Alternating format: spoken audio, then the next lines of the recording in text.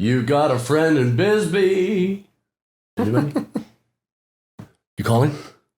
No, he's calling us. Oh, he is? Oh. Well, look at that. Wow. I wouldn't call us. I have no idea how to fucking use Skype. Oh, no. It's 2011. Yeah. I still use Hotmail. Hotmail, you have to have Skype. So I was trying to get Skype off of my fucking computer because a few people had my thing and I didn't know how to turn it off so it would ring constantly. But you can't not have Skype. Maybe I should have fucking figured this out not 2 minutes before. Alright, let me play with it. I'll call you back if I'm not Skyping, I'll be calling. All right. Okay. Thanks a million. Thanks. All right. Bye-bye. That was Doug. He was on my phone. Were you taping through this? Mm-hmm. Good, man. Good. We have. Yeah. So, what's your favorite color? Does it look like this? What's your favorite humming sound? What's your favorite humming noise? Can we schedule this for later in the week? My tour manager gets back Wednesday night. He knows how to do all this shit. Yeah. Yeah, absolutely. We're on your schedule, so. It's Thursday noon is tentative. Beautiful. Okay. All right. Sorry about this. Hey, no problem, Doug. All right. Thanks so much. I'm looking forward to it. Yeah, me too, man. Thanks a million. All right. All right. Bye-bye. Well. Thanks, now that we're all here. So why don't you tell? How did you first find out about Doug from John? No. What episode is this, Chad? Are we doing that now? Yeah, we just. This is or will be at some point. High as a kite. Episode 90 of SlapperCast. 90? Yes. Is that what comes after It'd be 89? a two-parter. Two-parter. Yeah, now and then. But you'll hear Maybe a it three-parter, first. yeah. Yeah. So, yes, our guest today is Doug Stanhope. The one, the only. Yeah. Stanhope. Comedian, author, gadabout town, And Actor. yes, he's really super cool and easy to work with. So As you can hear in the yeah. phone conversation. Our good friend, June Narnia. I just can't get her name right. She's a beautiful little Italian woman in Nebraska. Great hair. Talks all the time. Anyway, so we often discuss comedy sketches, comedy writers, comedians, stand up, comedy shows, blah blah blah, on and on and on. Doug, so because we were talking about one of Doug's routines and how his intellectual matter that's put into these, just nobody can rip off his comedy, which you know if you've ever watched any of these things before. One thing I can't stand is theft, especially of stealing jokes or stealing music or stealing ideas, blah blah blah. So our friend up in Nebraska goes, you should get Doug on the show. He goes, and I know the person, so we get introduced at the house concert to Jeff Vandenberg, who knows Doug, emailed him. Doug said, yeah, I'll do it. Mm-hmm. And as you heard on the phone, just could not be more real and more talented. And I beg all of you, just read the book. Digging Up Mother. Digging Up Mother. The book, yeah. The book I just read, yeah. And? Fucking awesome. I mean, it's just start to finish. Literally laughing, reading and laughing out loud is it's such a rare thing, I think, to have someone be that funny that you actually physically laugh out loud. And I was every couple of pages, I just start laughing because it was just the way he puts his words together and the way he describes stuff is super smart, but also just the funniest thing you'll read. And an all original. I mean, he's a completely original. And I put him up there with people like Cat Williams, just for their. Cat Williams is, as a performer, is the polar opposite of Doug Stanhope in that he's running all over the thing. Doug will not, he won't stray too far from the drink or the cigarette or the, it's a complete two different, and I want to keep most of this for our Q&A with, Mr. Doug Stanhope. Now, Chad, you're listening to his current book, No Encore for the Donkey. Yeah. And it's only in audio right now. It's going to be in paperback in the new year. Yeah, because that's why I'm waiting. I want to read it. Yeah, it's really good. And I hadn't read his first one, but I will. And he talks about the process of getting the first book done in this book. It's one of the many things he talks about. And how the actual act of writing it was a pain in the ass. Like it was like coming up with the idea with the book was more fun than actually going through the process of writing it. I believe that. But yeah, he said he's a great writer. I was thinking that many times. It's that when he goes into especially describing people and the situations that they're in and the quality of the experience that they're entrenched in, whatever it is he's trying to describe. It's so poetic and like almost like the thing that came to mind was Charles Bukowski, the poet. You know, I can see that. In listening to watching a stand-up, reading the book, you realize, and the first thing you get a sense of is how incredibly real, honest, just one of us he is. He's in that no candy coating it, no just no twists and turns, straight to it. And a lot of my complaints with other comedians would be the milking that joke and taking as much time as you can to build it, and it really didn't need you really could have just gone, cut out all the middle and just gone and killed it with the punchline. But he doesn't, he does that. He goes right for the jugular and then he moves on. And whereas a lot of comedians that I've seen and heard are just spending way too much time on the setup, or even milking and I hate to call him a comedian, but somebody like Jimmy Fallon would just wait and work that line over and over again, and it was mediocre to start with, but it's it was like the standing ovation in their, it seems like in their mind just takes forever to get move on, or for their own time. They spend their own time laughing at their own joke. I'd really enjoy our time more together if you'd stop mentioning Jimmy Fallon. Well, you're. I feel like I'm being hazed. Still, I'm the new guy. I'm still getting hazed by Jimmy Fallon comedy. Okay, well, Jay Leno. There you go. Craig Ferguson. Touche. Oh. Craig Ferguson. Craig Ferguson. That's the guy that's milking his accent. Oh, I'll move on. Hey, now.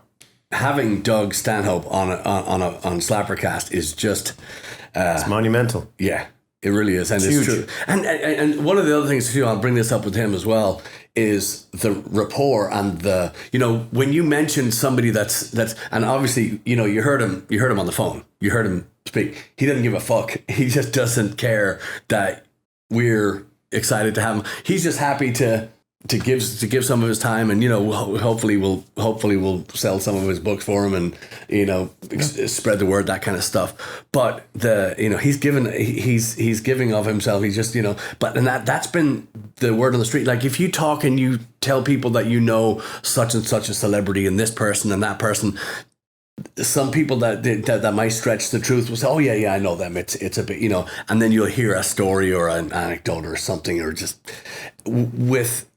with everybody that said they've known, and I mean everybody that I've talked to about Doug Stanhope, which has been a lot over the past few weeks, every single person has said, good person, good, I know him.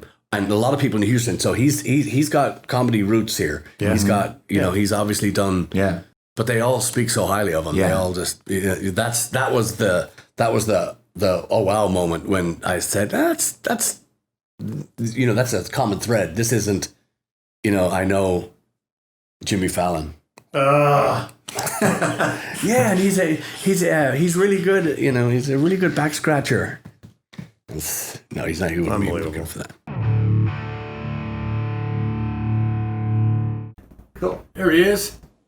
Yeah, I'm trying to get a decent angle on this. Okay. Let's see. Does that work? Looks good. It'll have to work. Yeah. Tracy's very upset that she's not here. My manager's wife is a huge fan. What? Oh, really? I didn't know anybody heard of us.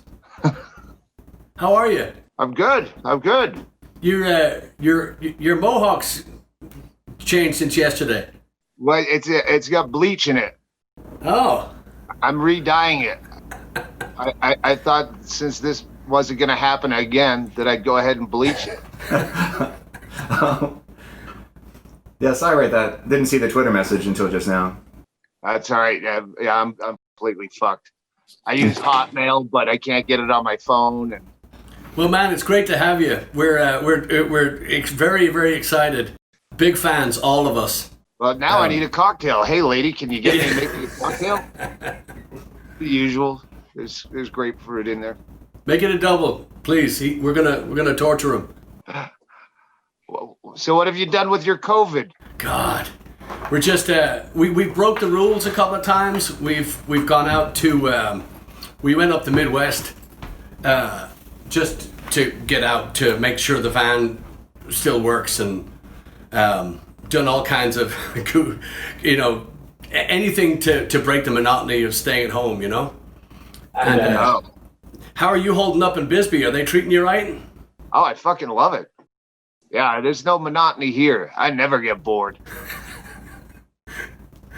I could tell by the bleach and the color scheme. Yeah, you're well contained. I like that. Yeah, this will be well bleached by the time we're done. Bucket. Just so you know, so Eric's over here. Eric's the sleek one, and Chad's running the sound. He's bass and vocals. Eric's drums and vocals. I'm vocals and guitar, and but like I said, I read your book, of course, watched your videos for forever, and I'm sure but you've got a ton of people in Houston, Texas here that just think the world of you. And I love Houston. Yeah, Houston. I think I recorded my first 3 CDs back in the day in Houston. Oh wow. Yeah, people have. Usually, when people say I know somebody famous, you could tell it's a line of shit. But we're the people that have told us about you all have the same thing to say about you. They're all huge fans and how genuine you are, and we can cut this out too, I know. But just how just talented, big-hearted you are. So we were thrilled to get your. I'm very happy to be here. I'm a huge fan as well, just because you're Irish rock. And I said to Tracy, Irish rock is kind of like reggae. Like you either like the entire genre or you don't. Exactly. Yeah, we do a lot of other stuff too, and and I have to admit, I just want to get this off the thing first. A little stalker move I pulled a while back. I saw the Bisbee. I looked it up on the map, and because I love the desert, I love that area. We've played in Vegas, we played in Arizona, we've done, but I just love it out there, and I looked up little places out there, just and what a gorgeous town. You nailed it with your location. As soon as you drive through that tunnel, you're like, what the fuck? This is fucking crazy beautiful. And obviously the people treat you well. Yeah, I don't really leave my house much. I'm going to the grocery store again, and that's pretty much the only time I see people, or the farmer's market. But yeah, I have no reason to leave. That's wonderful, man. Yeah, and then so obviously, I mean, I'd spend all day, and like I said, I want to get the couple of things off the top. Jeff Vandenberg, we met him Sunday before last up in Omaha, and he put us in touch with you. So we wanted to say thank you to him and John Nania for putting us in touch. So like I said, we're just thrilled to have you here. So I'd like to talk your ear off for a minute about many things.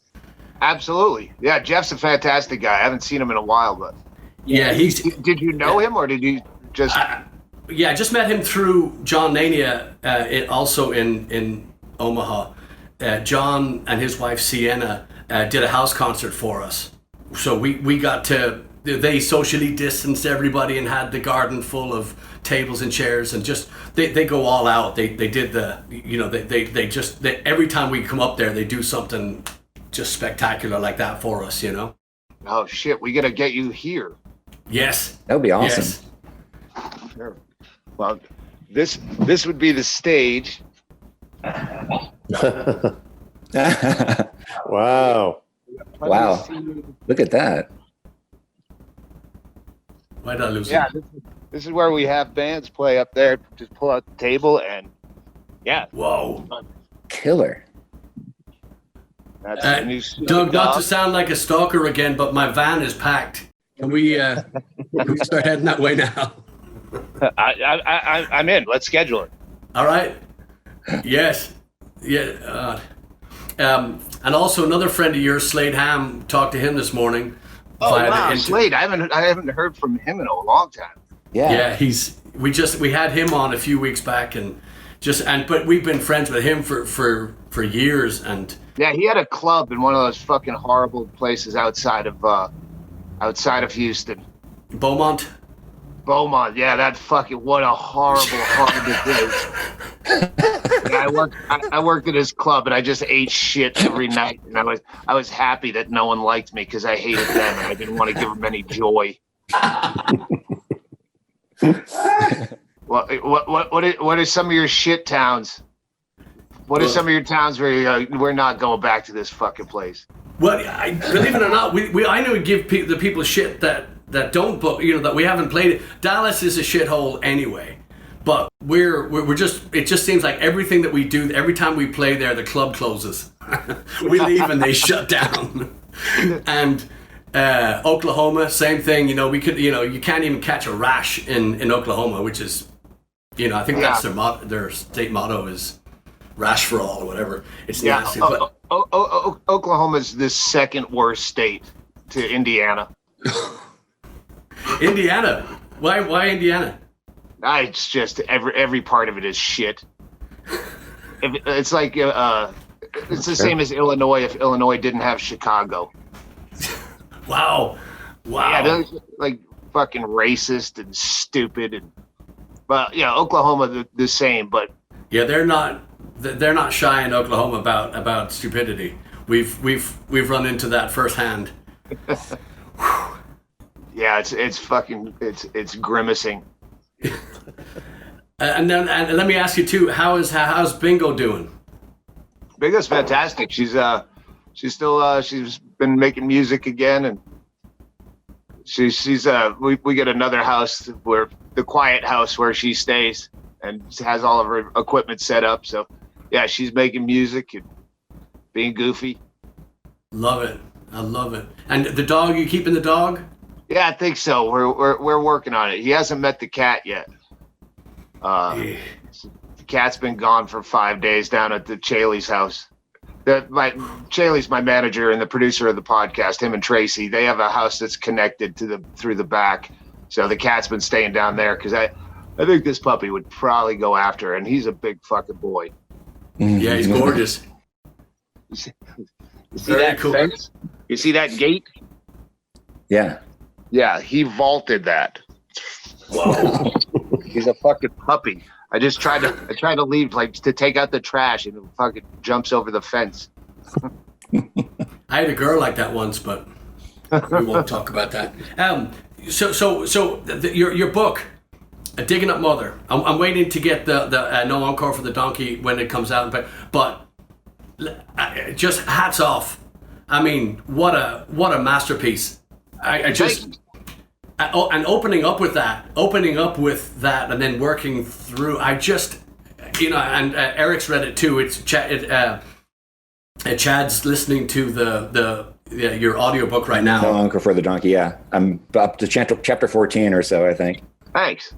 Yeah. Yeah. So I don't read stop signs. I don't read street signs. I don't like to read. I loved your book. I couldn't put it down. I gave it to my daughter. She's 16. She read the first couple of chapters, and then she and her friends were watching your mother review porn on the So as soon as they got wind of your mother, they went to that. So it was just and Eric and I both our favorite, near favorite part of the book is when you beat Dane Cook. Oh yeah. To me that's like the CEO beating the janitor, but that's I'm biased, of course. I'm just that was just Eric was glowing about that when he read that. So I'm just a great book. I'm so blown away by the book. And thanks. Yeah, I keep thinking of what I can do to not have to go back on the road and do comedy anymore. But I think I've topped out on books. You don't like the road? No, I don't like. Well, I like traveling. Yeah. I just don't like doing comedy. Wow. Wow. Like, it just feels like it's been 30 years. Like, what else do I have to talk about?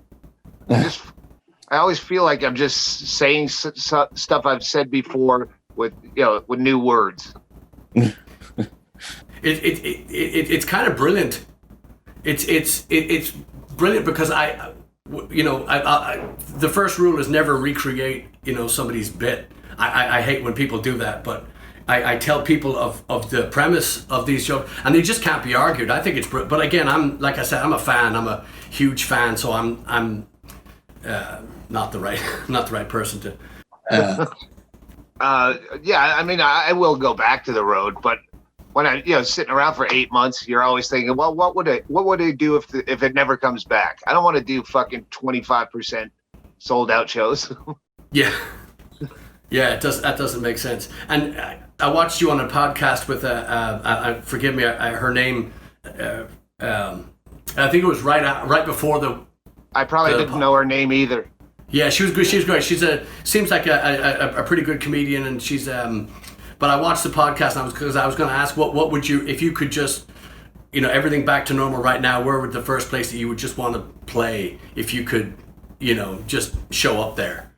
No, I don't say it's. I don't know. There's a lot of places. I would definitely go back. Go Bananas in Cincinnati is this tiny little club. Not too tiny, but it's the only place where I'll do like multiple shows. I like to just do one show in a town and get the fuck out. But when I'm working stuff out, that'll probably be what I would go back to first and do a full week to work out, new material or even old material that I have no idea how it goes. I mean, the shit I was doing in March when everything shut down, I'd have to relearn that as well as anything new. But yeah, no, I'm not itching to go anywhere. I miss flying. You miss the pat downs and the. Yeah, no, I love fucking airport drinking. I miss airport bars, getting shit faced in first class. But yeah, there's nothing out there that I'm longing for road wise. What's a town that you have a following that you were very surprised? That's a good question. All right, here's the opposite of that. I love Reno. Reno is a fucking great town, and I've never had a following there. Really? Yeah, I don't think anyone really stays there. That's true. That's true. It's kind of like a bus station city. Yeah. When we played Vegas, we never saw the same people in the next set. It was so they disappeared. Yeah, Vegas. We do well there. We play the Plaza, and but Vegas is a destination. People will go, "Oh, Stanhope's playing Vegas. Now we have a reason to go to Vegas." No one says that about Reno. And it's a way better town than Vegas. Where do you go next? Kima. Where? Just down the road. Yeah, we're not going to be on the road again probably until next year. I'm guessing. So. All right. Well, we'll definitely work out how to get you to Bisbee. That'd be awesome. Yeah, Texas is pretty wide open now, isn't it? Yeah. For the moment. They don't listen. Yeah, sometimes you go, maybe I should play places I hate just because I'm not worried. I have enough distance from stage that I wouldn't be worried. And maybe I want to start a spreader event. Go to towns I fucking hate. And you don't have to wear a mask. Yeah, buddy up. High five each other. Lick each other's mouths. Yeah, well, and the more outdoor stuff you can do, the better. Anyway, and I need to ask you about Edinburgh as well. Actually, no. What if I booked myself as a comedian that I don't like, and that way all their fans show up, give each other the COVID. Write this down. Somebody write this down. 2 words: Dane Cook. Yeah, I don't know who. I don't know enough about what goes on in comedy anymore because I'm never around it. Like even when I'm on the road, if I'm working with another comic, it's someone I've known for years. So I don't know the new kids. So I don't have any comics I really hate. Yeah. Do you have any that you like that people would be surprised that you like? Any comedians? Yes, I do. Because I'm not getting a name right away, but I'm sometimes reticent to like retweet a comic because I know my fans would hate them, and I want to retweet their dates or but I know my fans would just use that as a fuck that person. So I just bring more hate on them by promoting them. It kind of sucks. Do you have a band like that? Millions. that you like, that you go, I can't really retweet your thing because. Yeah, well, ours is completely different. We got into trouble for like posting dates or events that we weren't playing at. We got into a lot of trouble, not into trouble, but people just got pissed off and they seemed to just die on the vine or just die where they lay. When we post it, because it had no. We weren't playing it, so we couldn't do like a charity event or something. So we post it and it would just go nowhere. And so I tell people, I say, I'll do it on my personal page, but I can't put it on the band. You know what I mean? You just get... What guest have you had on the podcast that you got the most shit about? Nobody. Well,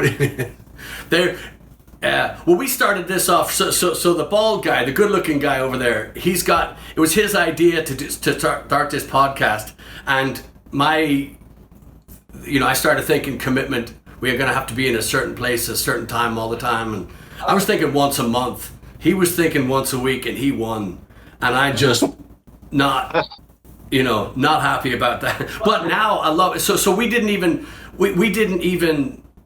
look as far as going into guests, and then of course we had Slade on, we had a friend of ours, Cindy, on, we had some local musicians on, and everybody, the numbers go way up when you get somebody that everybody likes, yeah, and then they kind of go stagnant or it was just by phone, but we had Mike, the bassist from Nickelback, on, but.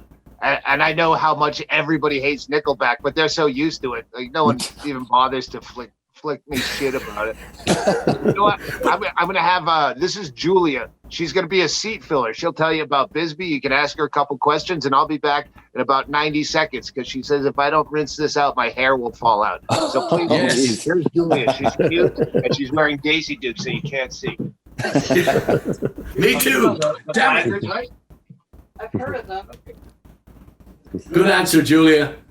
Hi. Hi, how are you? How's it going? Good. Good. How are you? Oh, he's copying your hair. Yeah. Crazy or just colorful? Or my hair's not colorful. Whatever. Just blonde. How's it going? How's your day? Doing wonderful. How's yours? Pretty good. Just dyeing hair and hanging out. This is Eric. Eric needs his hair dyed too. I got a little gray right there coming through. I got to even it out a little bit. I can touch it up for you. Don't worry. Thank you. Not licensed, but I can do it. Well, we'll keep it under the table. And are you you're not from Bisbee, are you, Julia? Yeah, I am. I grew up here. Did you? Yeah, moved in here when I was 10. So yeah, I'm 22 now. So yeah, pretty much grew up here. Fantastic. But yeah, it's a great town though. It's fun. That's what I told Doug. I kind of stalked him when I heard he did this bit in New York where he was pointing at the audience, and I know you won't believe this, but he was pointing at just laughing in their face about living on top of each other in this essential squalor. They can't move and he's laughing at them to their face about paying everything that they make on rent and food, and he says, I'm in Bisbee, I have the whole world to myself. And I thought to myself, what a genius. There's space. There's space. And it's beautiful. That was quick as hell. Oh, wow. It's white. Nice to meet you, Julia. It was nice meeting you guys, too. If you want to get the red, you can do that while we talk. It's in the, yeah. Right. There we go. There we go. Cool. Guess I left it in too long. Yeah, the dye is in the new bathroom. Yes, I know Julia because years ago, her father, when he was only the sheriff, not the sheriff, the police sergeant, shut down a party here for noise complaints. Actually, it was for language complaints. That's it. I think I talked about that in the book.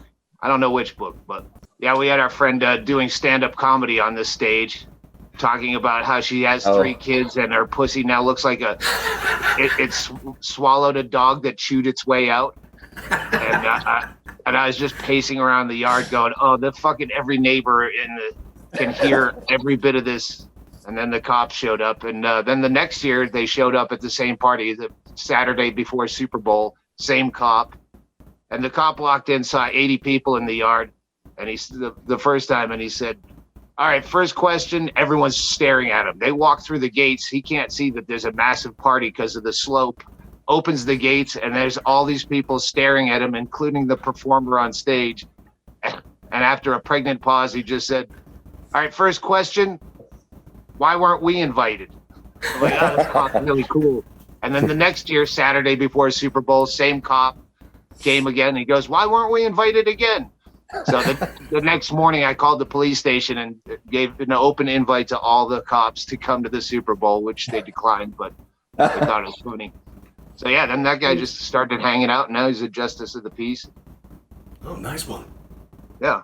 Can I ask a serious question, Doug? Yeah. Mm-hmm. It seems to be a lot of people these days can't take a joke anymore. Yeah. No, the fucking anger on Twitter is palpable. Yeah. What do you think's happened to people that they can't laugh at things that might be a little bit abrasive, or they take every joke so seriously that they have to invoke the cancel culture? I mean, has that affected you at all? No, not at all. Okay.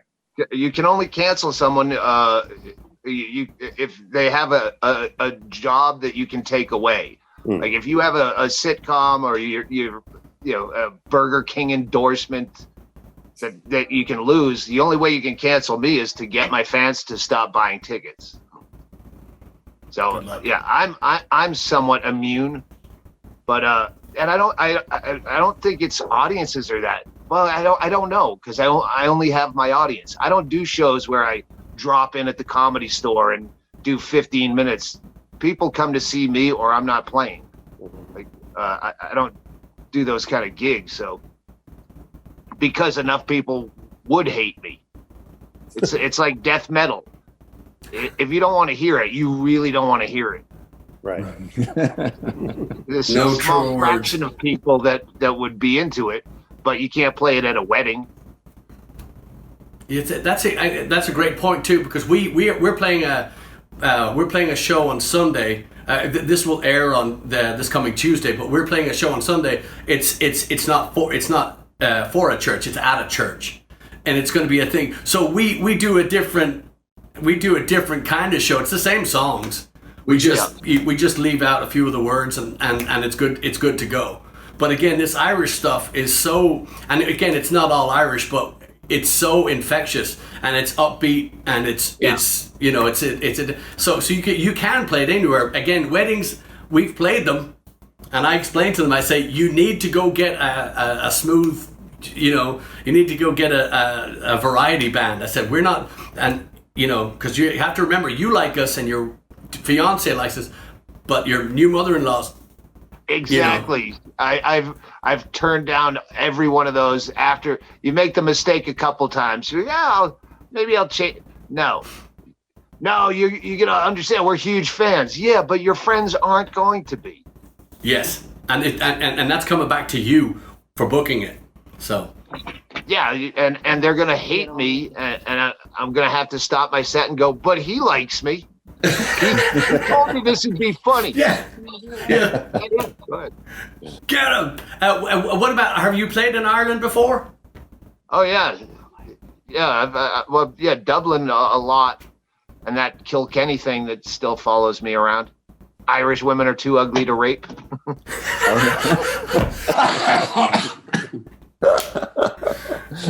Whoa!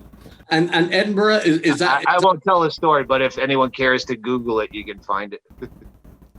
Excellent. And is Edinburgh? Obviously it's not happening Well, probably won't happen in 2021, right? The Edinburgh Comedy Festival.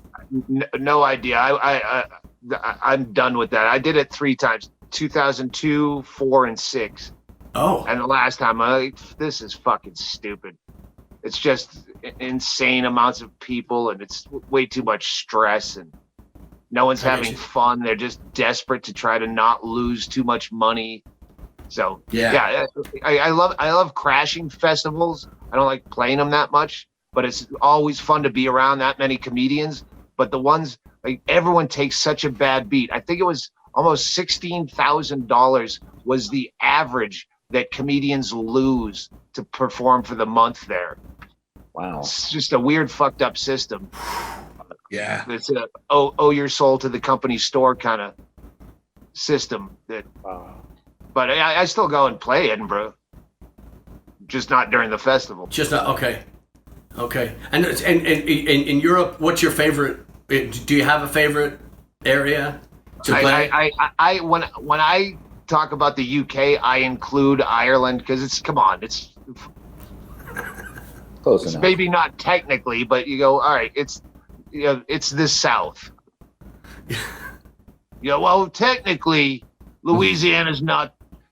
Yeah, it is. But yeah, Ireland is my favorite. Scotland, and then England is my least.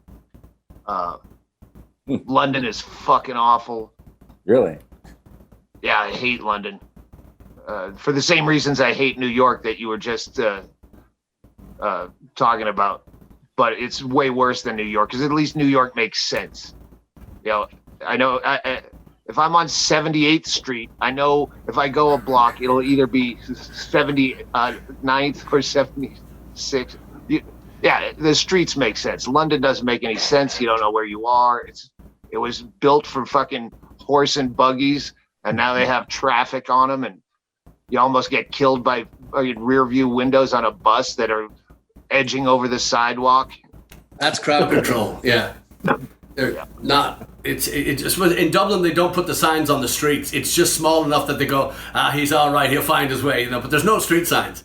Everywhere you and sometimes you look up in a building and it's on the 3rd floor or the outside of the building. This sign, and you're just, I grew up there, and I still don't know my way around, and I never took time to learn the streets because it's tiny. Now people are talking to me about the. I've never been to Northern Ireland. Gorgeous, beautiful, and you would kill there. You would absolutely. And I would assume that I have enough of a fan base because I always get shitty emails about why aren't you playing here. Yeah. And for some reason, I know my manager, Brian Hennigan, he's a Scotsman, and he fucking hates Ireland. He hates Scotland too, but he hates Ireland. He hates the Irish. And I don't know if it's a personal thing where he doesn't want to book me there because he doesn't want to go. He always comes when I'm playing anywhere in Europe. So I don't know if it's what the deal is there, but I know I'm scheduled. I think that's one of my first dates that got pushed to next year is Dublin. It's still on the books, but March or April, but who fucking knows what's going to happen. They just got shut down again. They just locked down for 6 weeks now. So as of, I think it was yesterday, I mean, very, very recently, they shut down the whole country, went on lockdown again. So that's what Hennigan was saying. Yeah, so they should have, I think at the end of 6 weeks, they'll know one way. Oh, well, who knows? I'm tired of guessing. Yeah. I'm tired of, we play. 8 months ago, we assumed we'd be fucking on the road having this conversation somewhere in a bar. Yeah. And do you pick up, obviously, when you talk to these, I think that of course I'm biased, of course, but I think that the Irish and the Scottish, their just everyday banter is as funny as some of these. Absolutely. Yeah. No, the hecklers over there are usually funnier than the comedian they're watching. Yeah, I can't get over the banter. I just can't get over how they talk. I say they because I've been living in the States since '87, but I just can't get over how funny just off and the nicknames they come up for the politicians and stuff like that just as they're born. It's mind-boggling to me. Yep. Yeah. All right, thank you, Julia. Sorry, I just had to say goodbye. Yeah, good job, Julia. Yeah, they're like New England, Boston. Boston is like, they're just genuinely funny people. Like all the Boston comics, I don't know if it's the accent, what it is, but and the UK has a lot of that the same. Yeah, that was my first stop. I moved to Boston when I first came to the States. I went straight to South Boston, and without even knowing, just straight over there. And Eric's from up and around that area. Eric knows that area too well. Only too well. Where from? I'm from New Hampshire, actually, way northern New Hampshire, up by the Canadian border. All right. When I was older, we used to go to Boston all the time to see shows and hang out down there because it was the closest big city that we had. How old are you? 51. All right, so yeah. I bet you went to Worcester a lot more because the Centrum took all the good shows out of Boston. When I grew up in Worcester, and they made the Worcester Centrum, and then all the bands that would usually go to Boston came to us. Yeah, if we wanted to go see it when I was growing up, if we saw a big show, we'd hitch over to Portland, Maine, to go to the Civic Center over there. But I remember being in college and we saw Living Color at the Lowe's in Worcester. Oh yeah, yeah. Lowe's. Yeah. Wow, that's a memory. Yeah. When my brother was in high school, he did a battle of the bands at Lowe's. It's the only time I was ever in there.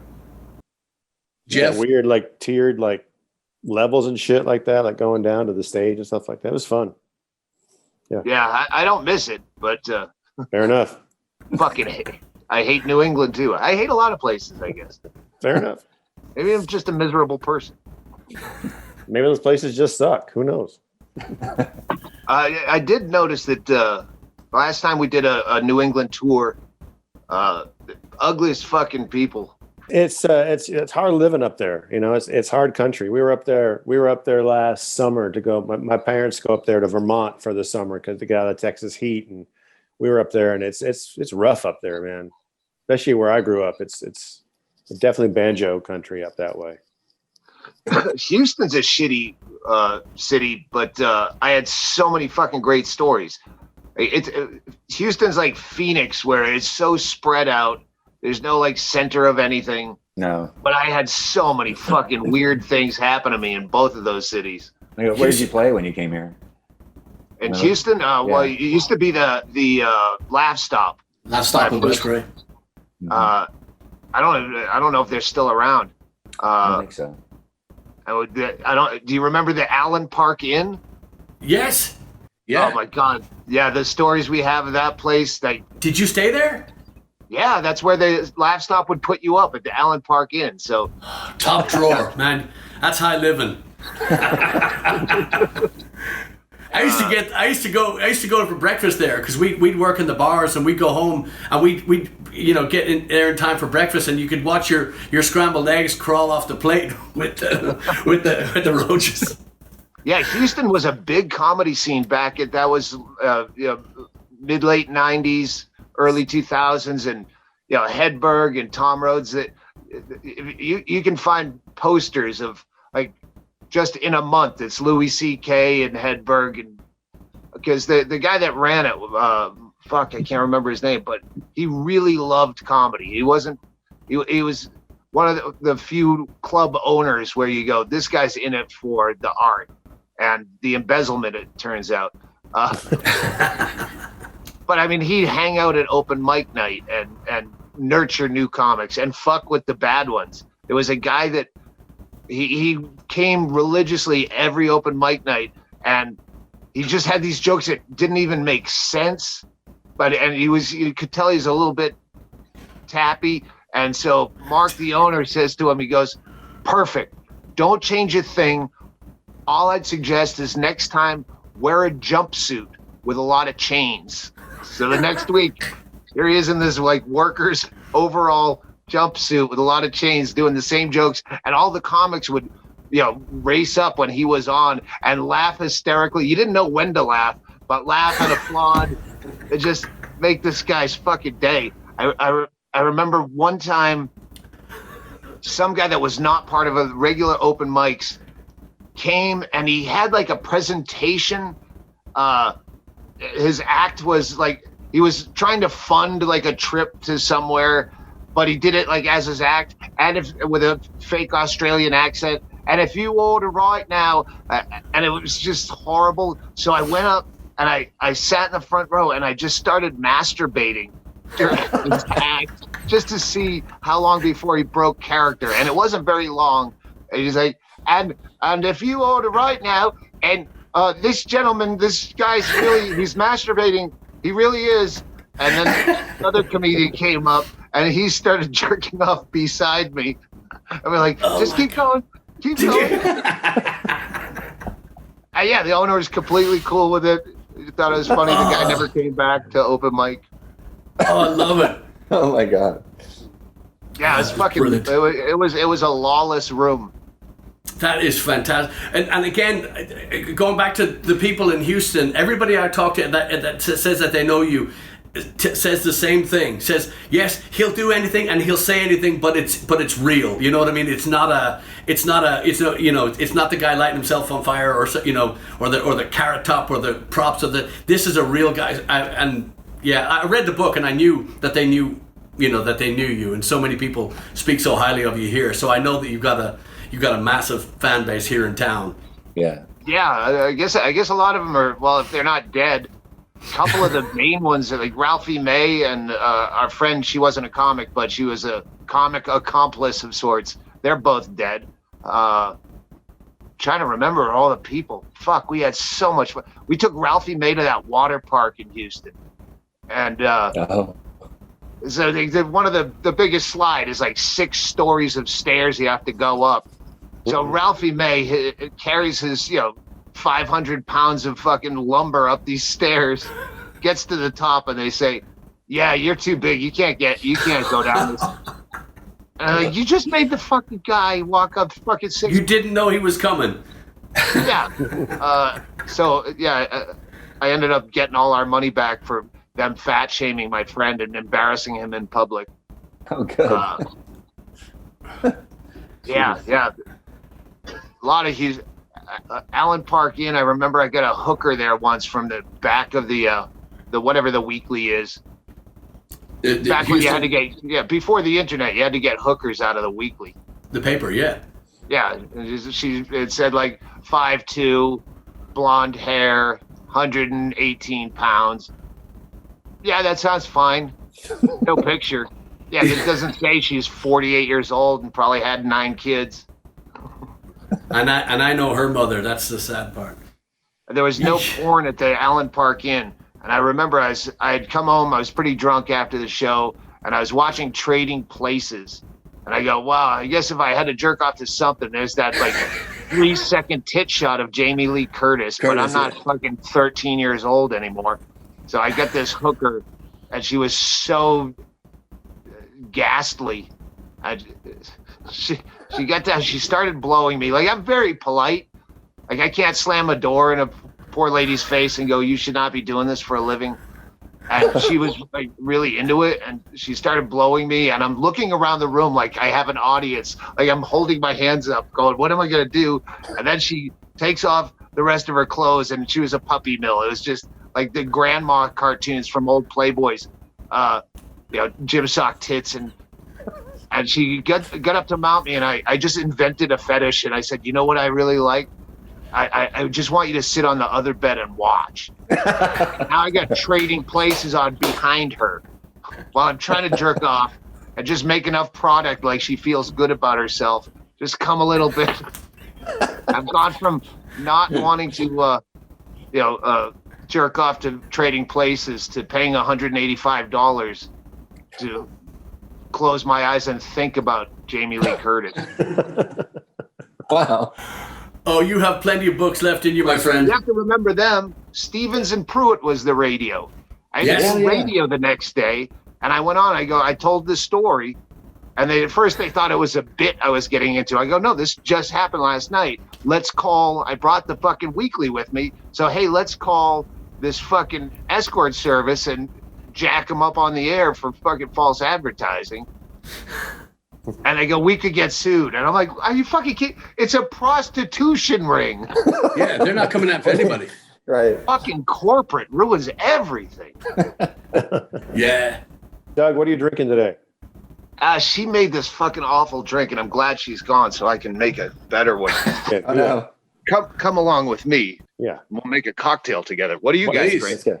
We're just drinking coffee right now because we got shit to do. But Ugh, terrible. well, Hate shit to do. All right, so yes, I'm drinking. Oh, that's why she used fucking grapefruit Perrier. That's not grapefruit and soda. Let me prop you up here.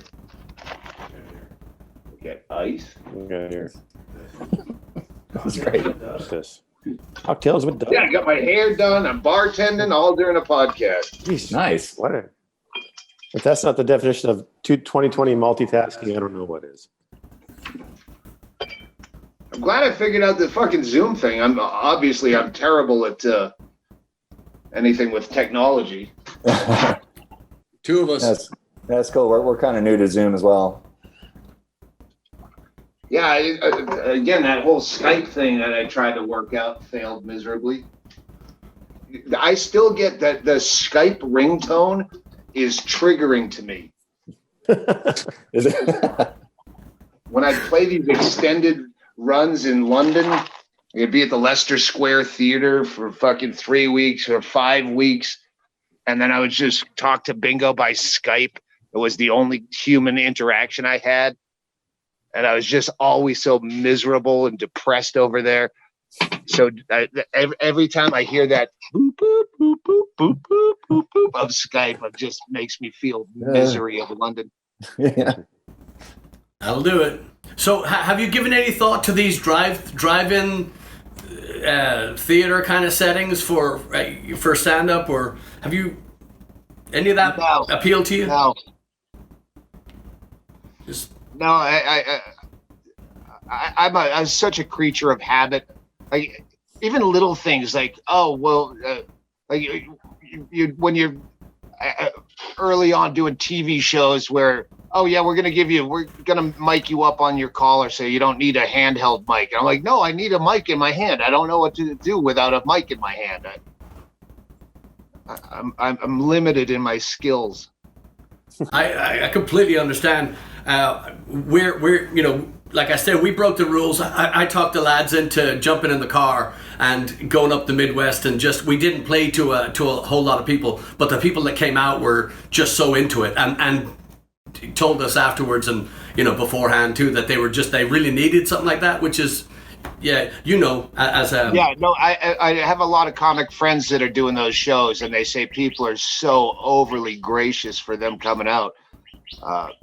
But I'm not that guy, and I'm also pretty high risk after 40 years of smoking. Yeah. The other thing that I have to commend you on too, you mentioned in the book many times. Now, is it that you dislike acting? Is that correct? I'm shit at it. You see, I disagree. I saw that bit, that clip on was it Louis C.K. on his? Yeah, but that's different. That's basically playing exactly myself. It was still brilliant. I watched that, and I just I never saw. I've seen Louis C.K. on TV. I've seen a couple of his things. It wasn't one of my favorite comedians, but I saw that clip and it blew me away. It was completely so. Yeah, and I didn't see much of the Man Show. Adam Carolla's not. I like Jimmy Kimmel, but my comedy kind of leans a lot more to you and to the Hedberg and the that style. But the Billy Burr. I like Bill Burr. I still think that people that do these routines, like I love Gaffigan and stuff like that. To me, that and who are we talking about? Eric, Brian Regan. Brian Regan. Brian Regan. Yeah. Just and they could do the same show and same bits over and over and over again, and it's funny. Yeah, I always wish that I had some B act like where like at all occasions that was appropriate for weddings. Like, I wouldn't even know how to write those jokes, but if I could, I would love to play Antarctica, that fucking whatever that, I can't remember the name of the station there, It would be great, but I like we talked about with weddings, I would not go over well. I wish I had some of this cruise ship act that I could pull out so I could go to places and on their dime. What is your creative process like? I mean, you just kind of like if you had to write for, if there's a tour coming up in 6 months and you had to write for it, how would you start? The only shit I've written down in the last 8 months are things that I know are evergreen topics. I'm not writing COVID fucking jokes down because they'll be burned out and probably irrelevant by the time I'm on stage again. So right. Yeah, the addiction that has crippled me the most in my career is comfort. That's a premise I wrote down. Okay, I can flesh that out. So yeah, when it comes crunch time, it's usually when you put out a new special and you go, all right, I burned that. Can't do any of that again. What do we have left that didn't make the special that I can stretch out? What else is new? What's in the fucking news today? Mm-hmm. Anything. But yeah, my creative process is waiting till the last minute going, oh fuck, I don't have an act. Yes. Let me get a notebook and let's just slave over it. You have a ton more books left in you. I can tell just by that's nice to be able to fall back on. I read this. I've been promoting this everywhere. This comic named Sam Talent wrote a book. It's fiction, but it's a life of the shitty, washed up old comic. It's called Running the Light, and it's one of the best books I've read. Much less, by far, the best book about stand-up comedy I've ever read. That's just accurate to a T, and that made me think. But like, I'm glad I didn't read that while I was writing my book because I know my book's shit compared to this. But yeah, that kind of it's inspiring to like I could write that fucking well if I put my mind to it. So maybe I don't know, short stories. I don't know. Did you ever read any Bukowski? Yeah, I did. Not the poetry. Even Bukowski couldn't suck me into fucking reading poetry. Fair enough.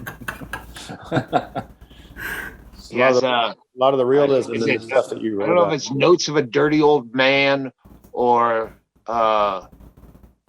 it's one of. I think it's that one. It's the diary. It's page 27. Yeah. Oh, is it diary? Yeah, I have that same book. Yeah, I know what you mean. He has one piece about trying to suck your own dick. Mm-hmm. And he says, and anyone who's ever tried to suck their own dick only knows the pain, the tearing of the muscle sheaths, your toes locked in the bed rungs, your knees beside your ears, your asshole twitching like a dying sparrow in the frost. And what really hurts is that you always miss by just 1/4 of an inch, but it may as well be an eternity or 40 miles. That's beautiful. Yeah. Wow. Yeah, I thought I detected some Bukowski influence, and when I was listening to your audiobook, particularly, it leapt to mind, and I can't remember the exact phrase, but it's when you were talking about the drama that was going on with Johnny Depp and Amber Heard. And you were describing the kind of predicament that Johnny was in, and it was just this beautiful description of his predicament. I was like, "Wow, that's so poetic," But thanks. Yeah, I had a few hits in that last book where I went, "How fucked up was I when I wrote that?" I think I'm just, even with comedy, I think I've always just been a good mimic. Like I'm mimicking being a writer when I write, and I'm mimicking stand-up comedy when I do it. Yeah. It doesn't feel like this is necessarily organic. I'm just pretending to be something all the time. But that's the shit you think about at 3:30 in the morning when you're still up on a Tuesday. Who were some of the first comics that you feel like you mimicked when you were first getting started? Dice was the one that got me into it. Dice was huge at the time, and comedy was still huge at the time, 1990. And I would just quote Dice's. I knew his album by heart, and I would quote it all the time. And and I was offered a gig, and I said, that's not my material. That's Andrew Dice Clay's, this new comic. But just knowing that I could get on stage, so I started writing my own shit, which was fucking awful. And I remember trying not to sound like Dice. I don't want to sound like Dice, but there's still YouTube clips out there with me. I'm talking 3 months into comedy. I'm talking out of the side of my mouth with a weird accent. I'm like, what the fuck was that? I don't remember trying to not sound like myself, but I do remember trying to not sound like Dice. So maybe that was my not Dice voice. Do you agree that there's way too many comics now? Yeah. I know when I started in Vegas in 1990, there was maybe 8 to a dozen local comics. And now, like, even Tucson, like open mic night, they have to like cut off the list at 40. Yeah. What the fuck? Yeah. And bigger cities, they just like do lotteries, I guess. Yeah, have you been watching the Comedy Store series on HBO? No. Yeah, it's a limited series. I think it's going to be 5 or 6 episodes. They just got to the 3rd one, and it's the history of the Comedy Store, and it's fucking brilliant. Oh, cool. I don't know if anyone still has HBO. I do. I'll check it out for sure. Yeah, I guess we're all old except for the pretty one there with the long hair. I'm the oldest. I'm the old. Thanks for saying. By just If this was on a bigger screen, I would probably be able to guess all your ages. I have a fucking good knack for it, but right now you're a thumbnail with long hair. Good. Backlit. Yeah, we're gonna try to forget this year. We're gonna try to add on a lot of years. We're gonna be like the Stones. We're not gonna stop playing. So. Well, Irish rock. Come on, you get that one guy that is the most famous guy. That's Shane McGowan. Yeah. If he's the one that you have to just look a little bit better than him, you're fine. Well, he's only 17 years old, I think. He's pretty. Yeah. I heard he got his teeth fixed, and I thought, wow, ruining the brand. Right. Yes. Right. Yeah. I could believe that when it happened. That's an old documentary about him when he was all, shatter-toothed. Yeah. That was probably 20 years ago I saw that documentary. It like hurt to look at his teeth. Like, they'd probably fall out if he ate a donut. It looks like one, yeah. They just break off little shards. The nubs, yeah. Oof. But the comic thing though that drives me up the wall, and again it's like you said, those open mics with the 40 people on the list is we played in Wichita, Kansas week before last, and there was an open mic thing before us, and these guys are getting up with a phone, and they're oh, that makes me fucking crazy. Yes. Like I never minded someone who had notes, but the phone is now connected with you're on Twitter and you're not paying attention to me. Like that's what, anytime someone's in the public and just sitting on their phone, you go, oh, you don't really want to be here. So that when someone's looking at their notes, you go, what are you checking text messages during your fucking set? No, because they didn't even bother to write the joke. They just read from what they had, what their idea, or just try. It's like a band having music stands all over the thing with the sheet music and turning it as you play. A rock band. It doesn't. Yeah, exactly. There's no room. It's funny because that's exactly how Bingo cannot remember the lyrics. If she's played her own song 1,000 times, she has to sit there and read off the page. And if you saw that live, you'd go, fuck it. A little bit more ambition, huh? And I meant to say this too at the beginning of the thing. Don't keep an eye on the time too, because we're essentially bums right now. So we keep yapping. So just keep an eye on the time. We don't want to. Yeah, well, like I said, my next gig is in April. Yeah. I forget that we're even recording this. No, we're just hanging out. I'm like, oh yeah, you gotta put this shit out. I should keep an eye on the time so the listener doesn't fucking go, this podcast sucks. I promise you, just from your name on there, it's they're watching.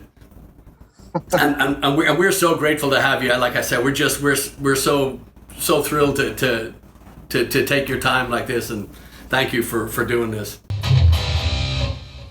Yeah, what a great. So we're very, very grateful to Mr. Jeff Vandenberg for the introduction, and also I have Doug's personal phone number here if anybody wants it.